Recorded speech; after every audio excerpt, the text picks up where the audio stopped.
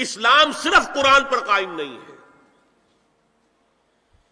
یہ منکرین حدیث نے اپنا نام جو ہے اہل قرآن رکھ کر بہت بڑا دھوکہ دیا ہے مسلمانوں کو. وہ منکر حدیث ہے، منکر سنت ہے. وہ سمجھتے ہیں کہ بس قرآن کافی ہے، اور حضور کا جو حکم دیا گیا اطاعت کا بار بار، اطیع اللہ اطیع الرسول، اطیع اللہ و اطیع الرسول، وہ اس وقت کے امام اور لیڈر ہونے کی حیثیت سے، بس ان کی زندگی میں ان کی اطاعت تھی، ہمیشہ نہیں ہے. یہ ہمارا موقف نہیں ہے، امت کا نہیں ہے.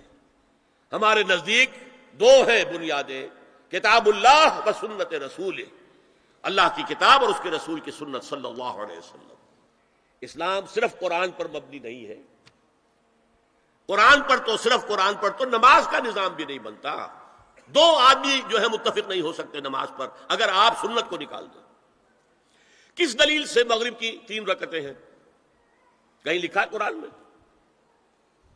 سجدے کا ذکر ہے، رکوع کا ذکر ہے، فلاں کا ذکر ہے، لیکن کہیں ترتیب لکھی ہے کہ پہلے کھڑے رہو، تکبیر تحریمہ کہو، سورہ فاتحہ پڑھو، پھر یہ کرو کچھ، پھر رکوع میں جاؤ، پھر کھڑے ہو، پھر سجدے میں جاؤ، پھر بیٹھو، پھر سجدے میں جاؤ، پھر کھڑے ہو؟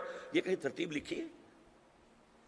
یہ جو 1400 برس گزرنے کے باوجود انڈونیشیا کے آخری جزیرے سے لے کر موریتانیہ تک نماز کے بارے میں کیا اختلاف ہے؟ 5 نمازوں میں اختلاف ہے، رکعتوں کا اختلاف ہے، ہر رکعت کی ترتیب کا اختلاف ہے، کوئی اختلاف نہیں. اتنے مسلک، اتنی قومیتیں، اتنی زبانیں، اتنے علاقے، نماز ایک ہی ہے.